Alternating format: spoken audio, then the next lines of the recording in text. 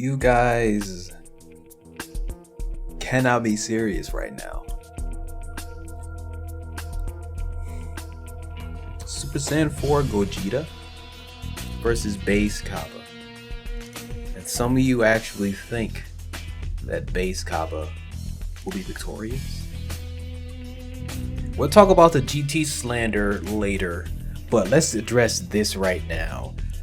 Okay, so I don't know what it is, but it seems like the saying that Dragon Ball fans don't read. Yeah, man, y'all making it seem like to be quite the case. It's almost like Dragon Ball fans don't read, Dragon Ball fans don't comprehend things, Dragon Ball fans don't like pay attention. Like, y'all giving Dragon Ball fans a bad rap. As a Dragon Ball fan myself, you making us look bad when you say stuff like this. Because you got to think about this from a timeline perspective. Yes, GT is not canon. We all know this, but GT takes place after the end of Dragon Ball Z. I'm gonna give you a moment to think about this. Where does Dragon Ball Super take place?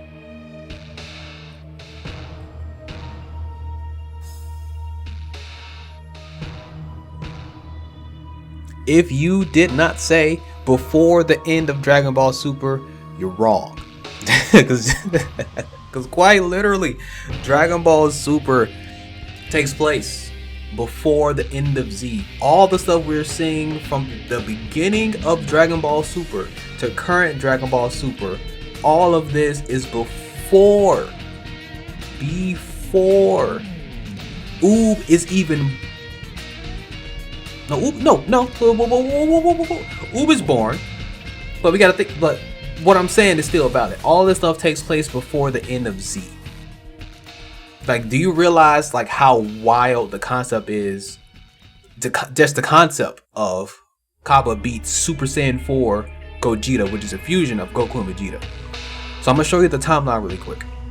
Just some images here and there. You can see that even on the timeline, my canonical timeline with Japanese Kata Hiraranga. I keep getting the names mixed up. There's like 4 different versions. But even with the real Japanese text, this is the canonical timeline of Dragon Ball's history. Dragon Ball Super takes place right after the Buu Saga. So in the beginning of Dragon Ball, we even see it when it comes to, in the beginning of Dragon Ball Super. And as when Dragon Ball Super starts, it's right after the Buu Saga. Literally right after the Buu Saga. Oob isn't even born yet. And as Dragon Ball Super progresses, we get our confirmation from Whis that, hey, the reincarnation with Buu, Majin Buu is back. That's Oob. This is Oob. I think that was that the Tournament of Power prelude when Goku was recruiting people, or the Universe 6 tournament. It was one of those moments Goku was going around flying and Whis was with him, was like, hey, reincarnation's Buu is back, and Goku was like, all right, cool, bet. And then that's all we got. that's all we got about Oob.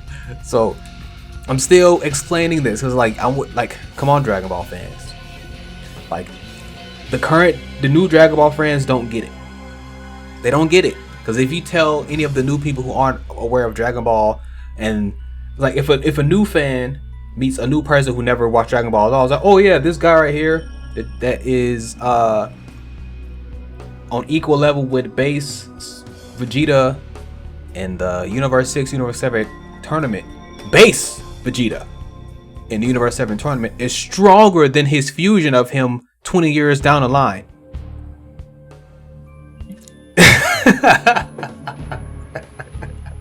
I can't be serious. You guys cannot be serious. And I'm not even talking about how strong they are. I'm just referring to the timeline. Like, I'm going to get into how strong they actually get later on. So again, here we are. Show you the timeline again. Dragon Ball Super, Dragon Ball GT. And then the point in which that Gogeta actually happens is like year 7 780 or 790 or something like that, or 789 or something like that, because the events of Dragon Ball GT pretty much take place in less than 2 years, because in the beginning of GT they collect the Dragon Balls, a year happens, and you get the Baby Saga, and then literally right after the Baby Saga is the Android 17 Saga, and literally right after the Android 17 Saga the Dragon Balls go crazy, and then we got the Shadow Dragons. All of that is probably like a year and some change, probably like a year and 3 months, maybe 3 months. So it's like that last stretch of that timeline is just GT. But all of this other stuff right here, before the end of Z, before Goku goes off with Oob to train, is Dragon Ball Super. Now, okay, now I'm gonna start talking about how strong these characters actually are, with like referencing like people in the power scaling community who've already done the research. So prime example, so far just with what I have with my headcanon from what I've read, what I follow, and the research I've done so far. So here we are, Universe 6, Universe 7. Cabba's base is said to be equal to Vegeta's base, not including God Ki. God Ki is like a 1,000, 10,000 multiplier or some number like that, because with how God Ki works, whether you have it or not, you have to tap into it. Unless you're already a divine being, then you have it by nature. But as a mortal, you have to tap into your God Ki in order to use your God Ki. And before you can even tap into your God Ki, you have to learn how to attain God Ki. So now, essentially, if Vegeta in his base decided to use God Ki while in base, then no, Cabba would not be on equal footing with Vegeta. That's how God Ki works. That's even how you get the Super Saiyan God transformation and the Super Saiyan God Super Saiyan, or we just call Super Saiyan Blue. That's how it works. Base infused with God Ki is Super Saiyan God. Or like just using your God Ki in your base state. Because that's essentially what happens with in the beginning of Resurrection F. Goku in his base, strong as heck. Goku, Super Saiyan Blue, it's really strong. Like the jump in their power level is ridiculous. And so much so it's like he's in his base normally fighting Frieza. Because like Goku in his base without God Ki is like a league stronger than Gohan. And we not talking about Gohan. Goku in his base is already strong. Goku in his base plus God Ki is even stronger. Because like even like in that beginning fight with Goku and Frieza, he was just fighting him in his base. He didn't have to use his Super Saiyan infused Super Saiyan God Super Saiyan, which is why it's called that, because you turn to your Super Saiyan God, but then you infuse the Super Saiyan transformation with your God Ki. But Super Saiyan God is still a transformation. So for Goku to get God Ki, he got it through the ritual, which is why it is stated that Goku has retained the power of a god in his base state. So he has that same level of ki of a god in his base state. It's just that on that tree of that skill tree, instead of going this way for just Super Saiyan, he goes that way for Super Saiyan God. And then even further for Super Saiyan God, Super Saiyan Blue. So, man, this even like kind of retcons some stuff that I've noticed that even Set the Programmer has done. Because it's like, there's a difference between base ki and God Ki. Because the God Ki simply amplifies your power. It's like something, it's a multiplier that you get that is added on to what you get. And it's like there's no clear indicator on that, just by going off of some of the things that I've seen. It's like people are like putting a guesstimate on it and just using those guesstimates on how great that power is that you gain from a God Ki. You cannot in your right mind say that Cabba has God Ki. Cabba does not have God Ki. So that's why that statement that Vegeta and Cabba are equal base to base is base to base, not base to God Ki. I'm gonna clear that up. So now, here we are again, Universe 7, Universe 6 tournament. And now, you are comparing this Universe 6, Universe 7 tournament base Vegeta power level to a future, like 20 years down the line, stronger Vegeta and Goku, who, let's just say for this hypothetical canonical timeline, they chose to not use God Ki in their GT adventures, because you have to want to use that level of power. Let's just say for whatever reason they decided to not use it throughout the Baby Saga. Like Baby was not aware of it, so he didn't even try to tap into it. Android 17 saga comes down, Goku wanted a challenge, and maybe his body couldn't handle that much power in the first place because he even struggling with Super Saiyan 3. That's why he chose to not use God Ki. And even when he went Super Saiyan 4, he still chose to not use it because the power that he gained from Super Saiyan 4 was something that was equivalent to that God Ki boost. And then, that's not... let me also include the fact that he got so many boosts in power in those last fights with Nova Shinron, Ice Shinron, and Sin Shinron. He got so many boosts in power to the point to where he even acknowledged that this is the strongest the Super Saiyan 4 has ever been.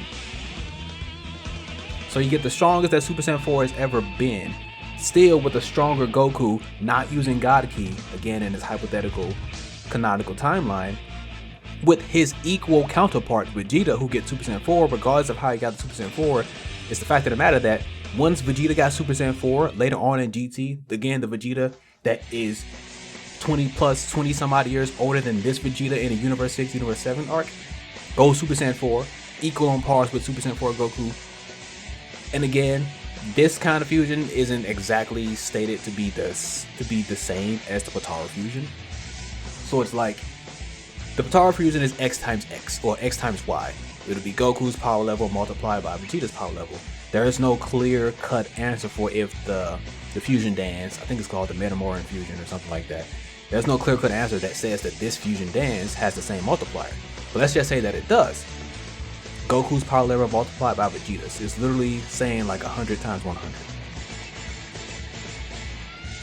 And you still think that Vegeta, base Vegeta, no God Ki being used, Universe 6, Universe 7 arc, 20 some odd years before Super Saiyan 4 stronger Vegeta and a Super Saiyan 4 stronger Goku loses to a 20 some odd year younger base power level Vegeta, which is Cabba in this case.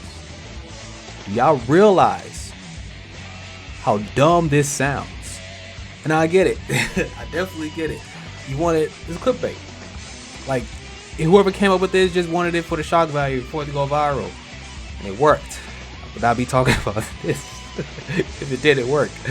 Like, none of the memes would have come about if this did not work. Because, yeah, it worked. Because, like, bruh, GT slander? Now we're going to talk about the GT slander. Because the fact that so many people, like, hold on, let me reel that back in a little bit. Because I can agree. Just as I said a moment ago when I was talking about the GT timeline, all that stuff took place in the hypothetical canonical timeline of Dragon Ball, with GT coming after the end of Z. All of that stuff happened pretty much in a year. Because the pacing for GT was not great. Even though, as a Dragon Ball fan, I found a silver lining. I found the things I enjoyed about GT and I only focused on those. But I cannot deny the fact that GT was not that great. If anything, it's possible for that content of GT to be, well, I don't even know now. With Toriyama not here, I'm not even sure how they would handle that, but I feel like if he was here, he might consider it, possibly, of essentially rewriting the GT to be a canon once Oob is of age, and have that stuff still play out. Because all of that's some good stuff they could use, especially the Baby Saga, because it's going to bring up the Tuffles and what the Tuffles been doing. They can like actually make something about that. And the same with the Shadow Dragons, they can actually make something about both of those things. Now Super 17, we don't necessarily need that, in all honesty, even though I like the Super 17 design. He's actually one of my favorite characters. He's probably like in my top 20 or something like that. But it's like, no, GT can be redone. Just like Broly. I mean, a character versus a whole series, that's different, but GT has its good things. Like, we all can agree that the Super Saiyan 4 transformation is the better transformation, and I feel like some of us would have probably preferred that than just getting a color swap for a hairstyle. And it's like, the fact that GT has horrible pacing and some like not good stuff in general, people are ignoring, like I just said, me when I focus on the good things about GT, people are not even considering the good things about GT. GT is a really good source of things that have potential. I'm gonna say that GT is a good thing for the sources that it provides for, like, yo, Super Saiyan 4. Okay, now we got more stuff about the Tuffles, because apparently the Tuffles were a part of the planet Vegeta before Planet Vegeta was for Planet Vegeta, and that's why Baby's even doing the thing that he wants to do in the first place. So that is something that you can use in this. And I think, was Hatchiak, was that Doctor or Tuffle? Yes, he was. That Doctor was also a Tuffle. So like the plan to eradicate the Saiyans can actually be a thing. Hatchiak can also be canon. So the material in Dragon Ball, now I'm like going off on tangent, because like the GT slander leads to this. It's like, yeah, some of the GT slander, I'll admit, is valid for what it was. When you look at the pacing of GT, that's the only valid point I can say from my personal opinion, that you can slander GT4, because the pacing wasn't that great. It really wasn't, because it started off to like, yo, I'm not gonna lie, I don't even consider that a separate saga from the Baby saga. I thought the Baby saga and the part of them searching for the Dragon Balls, I thought that was all the same, because of like once they got to that point in Dr. Mew's lab, and then Baby and they go back to Earth, and then Baby got back to Earth, and now the Baby saga begins. I thought all that was the same thing, but apparently no, I was wrong. I was wrong. And it's like the fact that I was wrong with that, and then I was reminded, like as I got older, that about how the pacing actually was, and I just sat down and remembered, and I was like, wow, yeah, because it was like so much stuff. Like, so there are a lot of things that are bad with GT, I'll admit. However, that does not give anybody a clear cut, like conscious, like judgment to say that Super Saiyan 4 Gogeta, a fusion of a stronger Goku and Vegeta, because like in this timeline, GT takes place after the end of Dragon Ball Z, and Dragon Ball Super, again based on this timeline, takes place before that. So it's like, if anything, more years are being added. Like all that filler stuff between that time skip between the end of Z, well, the end of the Buu saga to the end of Z, is being filled up with so much really good stuff. And Cabba just so happens to be one of those things as well. So it's like, the only way, in all honesty, that anybody can actually believe that they are confident that Cabba can beat a stronger Goku and Vegeta in Super Saiyan 4 and fuse. It's almost like you can say that you're not really a Dragon Ball fan. Like you're just a fan because of it's trendy. And that's kind of a smack in the face to all the actual Dragon Ball fans like myself and hundreds of thousands and millions of others, because we know that Gogeta washes everybody in Dragon Ball Super and Z. Maybe not everybody. Let me take some steps back there. Probably 99% of the characters. I mean, maybe even all of them, because again, in this chronological timeline, from that point in the Dragon Ball GT timeline, in that year of Dragon Ball GT, let's say Cabba is going through a gauntlet. You know who he's going to have to get through before he can even get close to Gogeta or even Goku and Vegeta? Oob. The person that was trained by Goku himself. Cabba cannot even beat Oob. Maybe if Cabba decided to go fight a 4-year-old Oob who didn't have any training, yeah, Cabba would definitely win. Actually, no, he would not. Oh, okay, because like, okay, so no, Cabba can't even beat okay, I think I just started something new. Cabba can't beat Kid Oob. Wanna know how I know that? Look at the fight. Look at the fight between Goku and Oob. Did you see what Kid Oob was doing to adult, stronger version Goku at the end of Z? Cabba can't hang with that. Cabba can't hang with that at all. Goku wasn't using God Ki in this fight. God Ki wasn't even a thing. So, again, in this hypothetical canonical timeline, where Goku and Vegeta decided to just stop using God Ki because they felt like they didn't need it anymore. Cabba can't even beat Oob. And due to that, I might even change the thumbnail. Cabba can't even beat Oob, yo. Kid Oob. Cause like once he started to get into like that rage that he had to like protect himself, and like not only protect himself, he was like he was angry at Goku for like talking about his family. He was on it. He was fighting on par with the stronger version of Goku at the end of Z. Stronger version of Goku at the end of Z. Like the end of Z. Dragon Ball Super was all of this. So Goku went through all of that stuff. Ultra Master, Ultra Instinct, Super Saiyan God, he went through all that stuff in Dragon Ball Super. Now we're at the end of it all, right before the hypothetical canonical timeline of GT coming up next. Kid Oob was fighting on par with that Goku. And you think Super Saiyan 4 Gogeta loses to base Cabba? If you made it to this far in the video, I appreciate it.